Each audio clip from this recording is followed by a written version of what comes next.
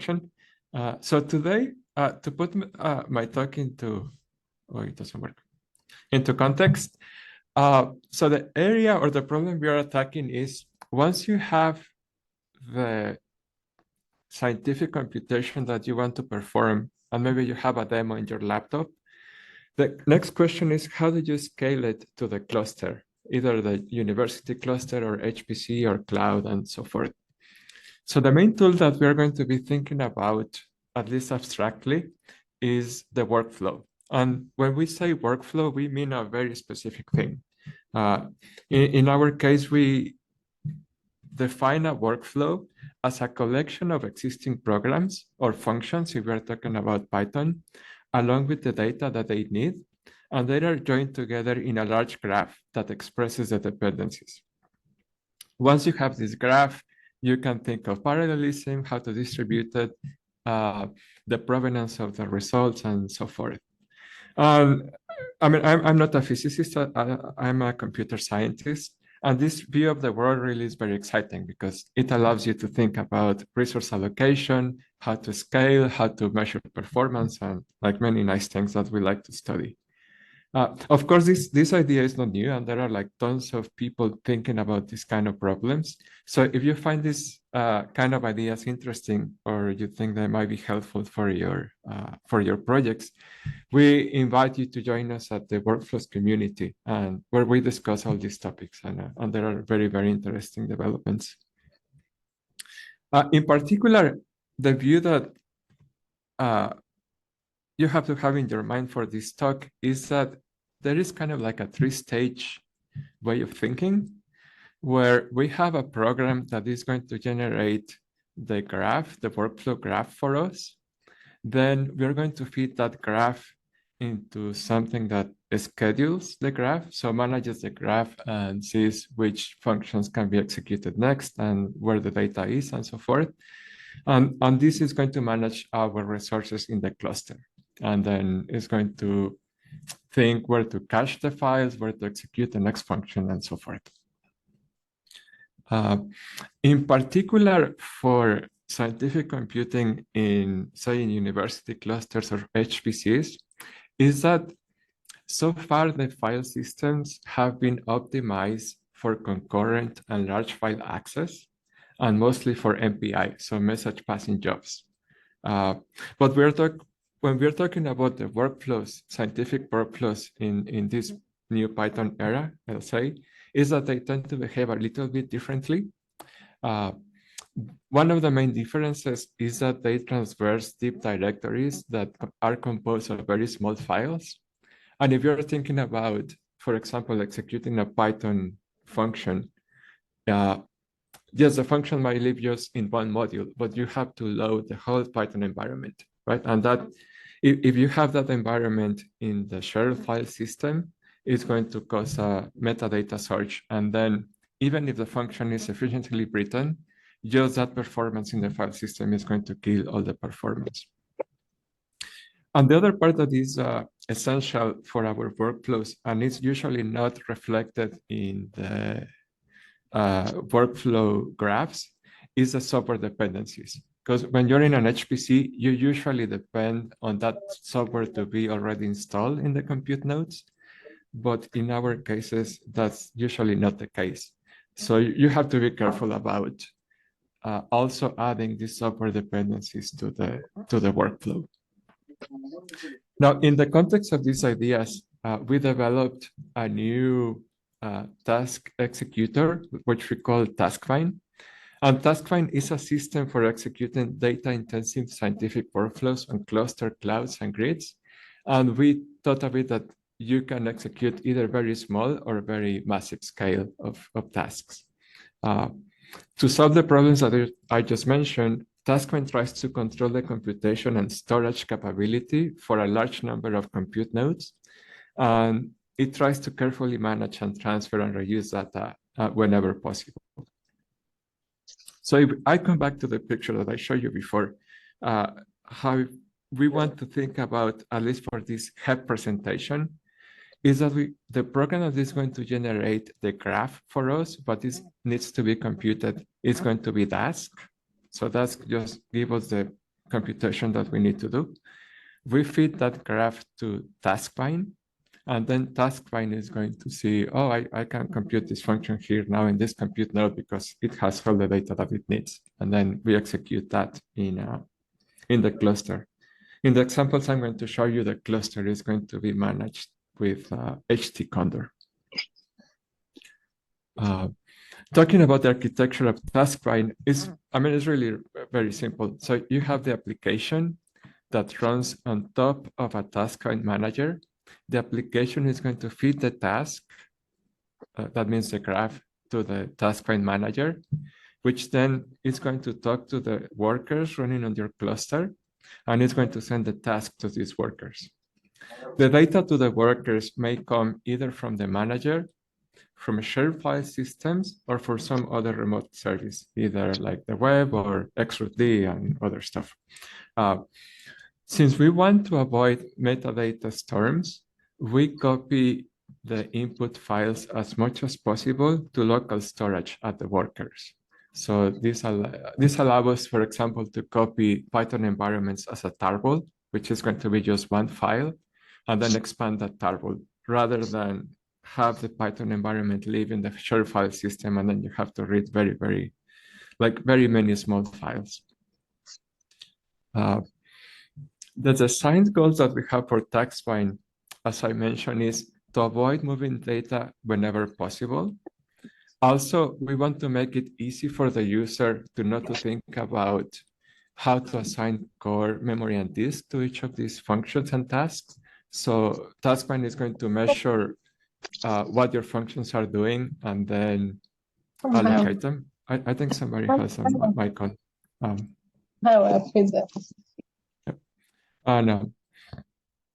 And also we want to make it easy to construct dynamic workflows with thousands to millions of tasks.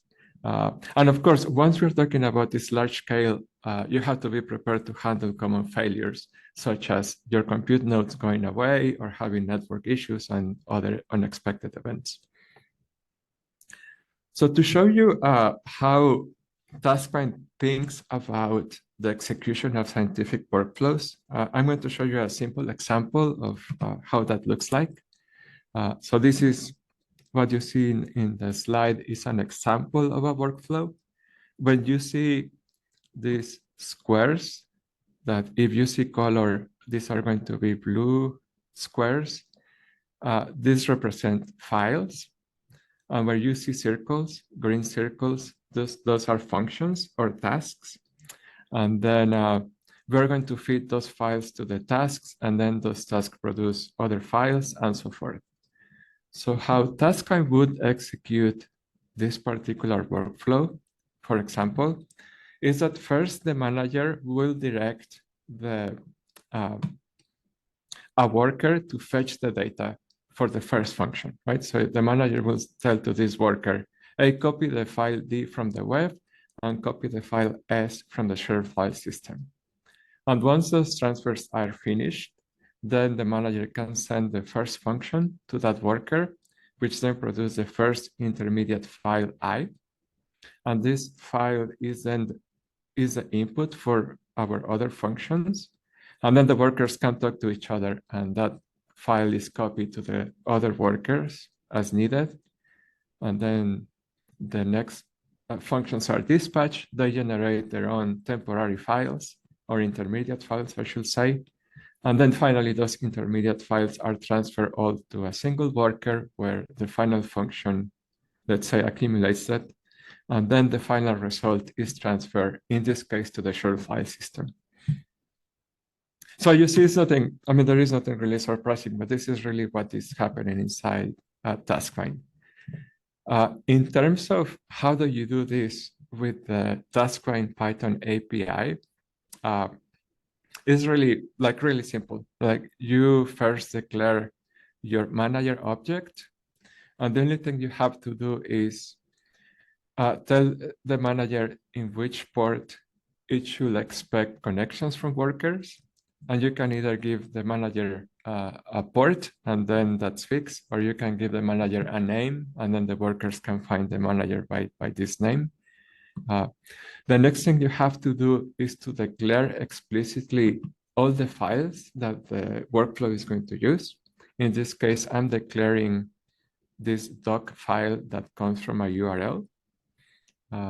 The next thing I do is to declare a task. In this case, it is a Unix command.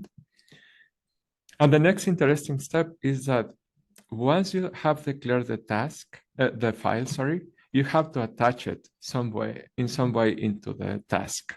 So in this case, I'm attaching the doc file to the task with the name doc.txt. And this name is just local to the task. So this name can be arbitrary, but it has to match whatever name you're using in the command line or in the command for the task. Once we have constructed our tasks this way, you submit it to the manager and then wait for it to complete once the workers connect. As I mentioned, you have to declare the files explicitly, and there are many ways that you can declare these input files. As we saw, we can declare a file as a URL, but also you can just simply declare simple files by their name. Or if you have some literal data already in memory, you can also declare it that way. Or in the example I showed you, we talked about intermediate files, and those you declare with this declare temp, which is just a placeholder. And these temps are going to be the output of some task that is going to be the input of some further task, and these temp files only live in the workers. They are never transferred back to the manager. In the examples I showed you before, I was using a Unix command for the task. However, since this is a Python meeting, of course, I should tell you that we support the direct execution of Python functions. So you can just simply pass a function to the Python task object here, and then the parameters that you're going to use. And the rest is the same. If that function needs input files, you declare them in the same way, and you attach them in the same way. If you know the resources that your function is going to use, you can specify them, and this guarantees that the function won't use more than those resources. Oh, sorry. And if it does, then TaskVine will kill that task and tell you that I ran out of resources. And the same, like even though this is a Python function, you submit it to the manager in the same way. Now the next step is, how do you use Dask with TaskVine? And I guess the good news, I don't have much to show you because it's really like very easy. The idea here is that we provide a specialized manager that we call TaskVine. And then once you construct your Dask computation, and when you're going to call compute for those Dask objects, you simply tell Dask, hey, I'm going to use this manager as your executor. And that's it, right? Like you don't have to change anything about your Dask computation, and you don't have to do anything really special about the manager. Like everything else remains the same. And it automatically allows you to run like easily in the university cluster or HPC or Kubernetes and other stuff. Since we're talking about executing functions in the of Python, we have to be like very careful about whether the software dependencies are installed in the compute nodes. And the way we can guarantee this with TaskVine is that you can attach environments to your tasks.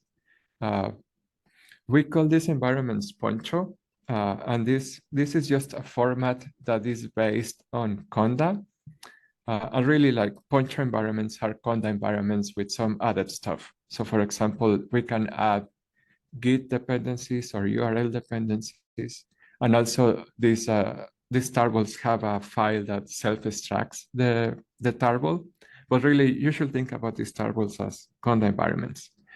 So once you construct the conda environment and put it in a tarball and attach it to your task, TaskVine is going to deliver that tarball to the workers, expand it once, and reuse it for all the tasks that need that particular environment.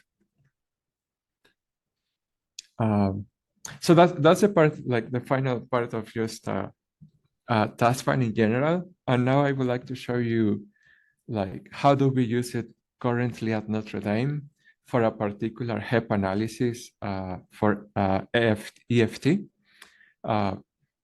So in particular, we're using a top EFT analysis to test these current ideas. This analysis is a full run-to analysis, and it was written on top of the Coffee framework that I'm sure all of you are familiar with. Now, when we talk about the top EFT workflow, we are talking about that we need to process n tuples based on CMS nano AOD format. And these are like proton-to-proton collisions. And we have about 2 terabytes of this in size of these tuples. If you think about how Coffee used to do things, that means that we have a processing step that calculates relevant properties of these collisions, constructs intermediate histograms, and then at the end, we have accumulations that merge these histograms together. Something that makes it difficult for us in this particular analysis is that for top EFT, the histograms are really weird and they are very heavy.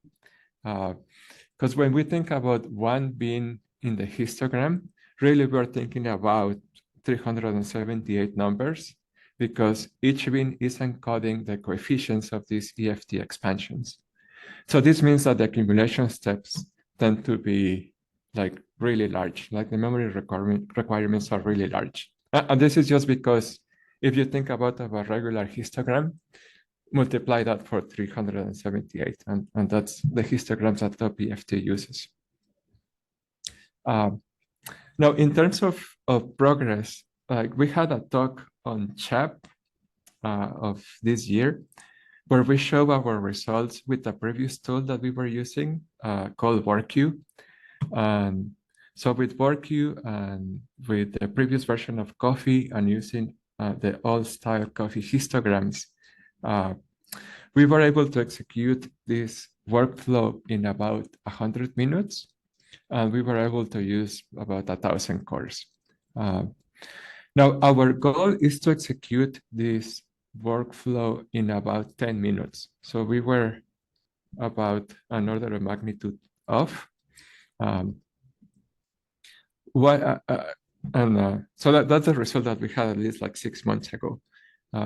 One of the bottlenecks that we had for this is that the accumulation tags are really big. So they are like 12 gigabytes of memory and they use a lot of disk.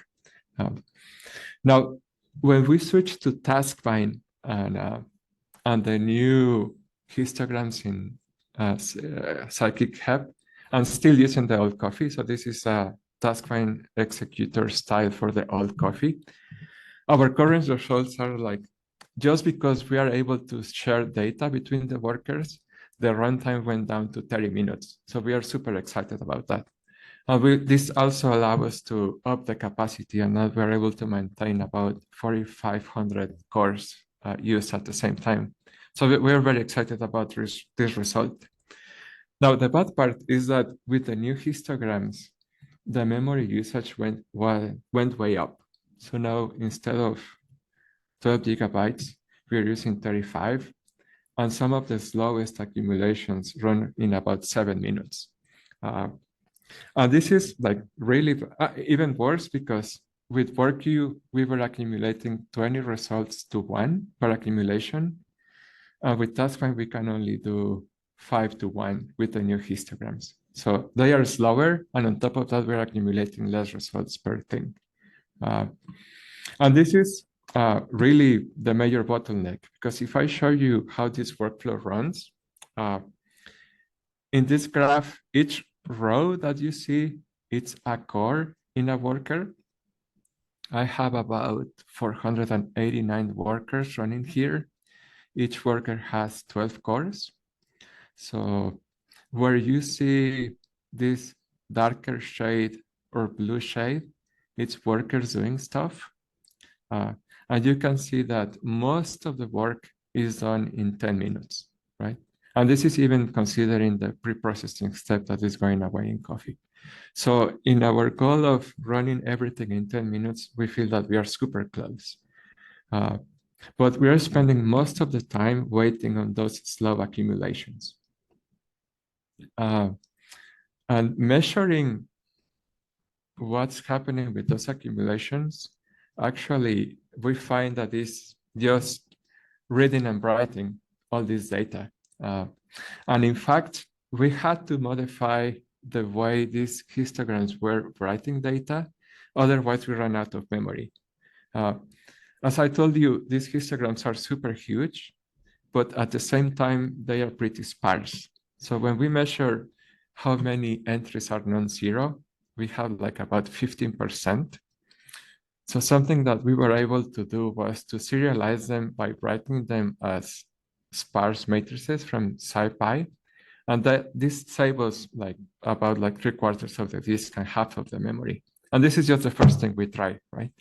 So this really tells us that working in a sparse representation for scikit histograms is going to be really like a big gain for this particular workflow. And this is something that we are currently exploring. If I come back to Dask, again, you don't have to do much to run TaskVine and Dask together. So one of the things that you can do is just simply define your Dask computation and tell Dask that you're going to use TaskVine as the executor, and that's it, right? Like something you can do is to, once you do that, then you can use all the optimization that the TaskVine offers, such as TaskVine can compute the resources per function to minimize the wasted resources. You can tell it to use transfers between workers to reduce I/O to the manager. And then you can specify the conda environment to run these functions. So you don't have to worry about installing anything at the compute nodes. How this looks like in a similar plot as before. So for one of the coffee benchmarks for Dask, you can see here at the beginning, again, to remind you, each row is a core in a worker. So at the beginning, you see very little dark blue shade. And this is because TaskVine doesn't know how big the functions are in terms of resources. So it sends one function per worker just to try. And then as it realizes that functions really are just using one core, then it starts to schedule more functions at the workers. One thing that Dask does is that each category of functions has a different name. So that when that happens, then TaskVine goes back to the mode of, oh, I don't know anything about this function. I'm going to use the whole worker for that computation. So that's why you see a lot of like gray spaces here. And so this works. And but as you can see, there is a lot of opportunities for further optimizations, like to reduce all these light gray spaces. Some of the features that I won't be talking about, but we are also very excited, is that there is the option for the files at the workers to survive workflows. So you can imagine having temporary results to leave at the workers and then reuse them for further workflows execution. And this seems to be really, this might be like very important when you're talking about notebooks and having computations in notebooks like depend on each other. There is also a mode that we haven't integrated to the .pft execution, which is to run Python in kind of a serverless mode, where you install libraries at the workers, and then you don't have to pay that interpreter initialization overhead. And I did talk about the measurement of automatic resources. And also that another thing you can do is in the same way that we define the conda environments to be attached to the task, you can define any custom environment that you want. So yeah, if you're interested, we have like tons of documentations that you can access. And that's all I have. So if you have any questions, I will be very happy to answer them. Thanks a lot, Ben. That was really amazing talk. I'm honestly excited to try as well in some moment. Okay, Alex has a question. Hi, yeah, thanks. I agree. This is super interesting. I'm trying to understand a bit better these graphs, like the one on 27 you have that shows sort of like what happens over time. And so everything here in gray is in principle things where the workers in the end, they don't do anymore. Like, could they be freed up, or are they still doing something while they're running? They could be free up, yes. I don't have them free up here, but they could be free up, yes. Okay. Only the ones that have like blue stuff somewhere are doing stuff. Now there are maybe some that are gray that cannot be free up because they have intermediate results that are going to be used. Yeah, exactly. That was going to be my next question. Yeah. Like, if there is this kind of setup where you're waiting for the results to get accumulated, is there any sort of mechanism that can shift them all to the same node to sort of like gather them? Like, imagine you have like a tiny output, you just need that to be accumulated. But now if the accumulation somehow is blocked, then you're effectively blocking all these resources for other work, right? Am I understanding that correctly? Oh yeah, so actually that's a great idea. So right now we don't do that, but yeah, that's a great idea. Yeah. Okay, and thanks. And then if I can ask another thing about this accumulation, because like, okay, you're saying here this takes a long time. Do you have an understanding? Is this that just sort of like the histogram merging itself is slow, or is like the transfer somehow the issue, or what's the part? Is that Coffee wants these histograms to be pickled and compressed? And that pickle and compression and decompression is what's killing performance. So if in the slide I'm showing you what I see with the Python profiler, and you can see that most of the time is really in the pickle and in the decompression. So the accumulation itself, once you have these things in memory, is very fast, but that decompression of pickle stuff is very slow. Part of this is that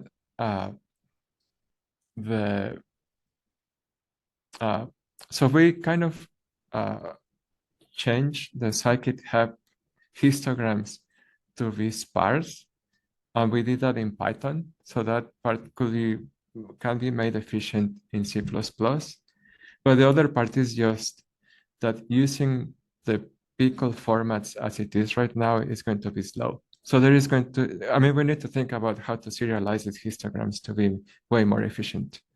As I showed you, like just trying the first thing that did occur to us, which is, okay, just write the buckets as sparse matrices from SciPy, and that already gave us tons of gains. So I think once we think about how to do this in a more like smart way, I think part of that bottleneck is just going to disappear. Very interesting. Thanks. Any other questions, like quick question? Otherwise, I will invite everybody to go to ask Ben questions in Slack. Okay, I don't see hands. So thanks a lot, Ben.